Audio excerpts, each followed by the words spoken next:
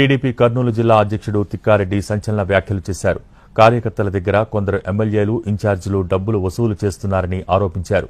సొంత పార్టీ కార్యకర్తల దగ్గర లంచాలు తీసుకుని డీలర్షిప్లు ఇస్తారా అని నిలదీశారు.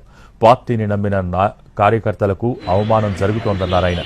కర్నూలు జిల్లాలో పరిస్థితులు దారి తప్పాయని, అన్ని విషయాలు చంద్రబాబు దృష్టికి తీసుకువెళ్తానని చెప్పారు. జిల్లాలో ఏం జరుగుతోందో చెప్పకపోతే పార్టీకి మోసం చేసిన వాడిని అవుతానన్నారు తిక్కారెడ్డి.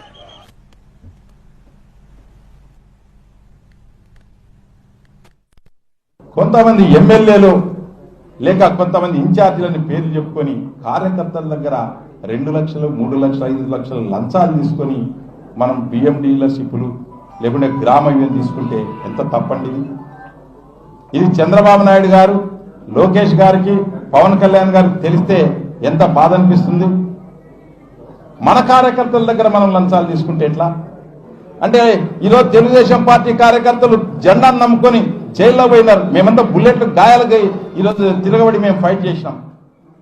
చంద్రబాబును నమ్మినాం, లోకేష్ నమ్మినాం, తెలుగుదేశం పార్టీ జెండాను నమ్మినాం.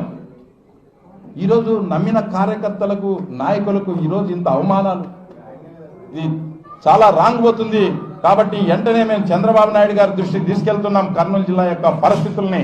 ఎందుకనంటే ఇక్కడ నా జిల్లా అధ్యక్షుడిగా నేను ఉన్న విషయాలు చెప్పకపోతే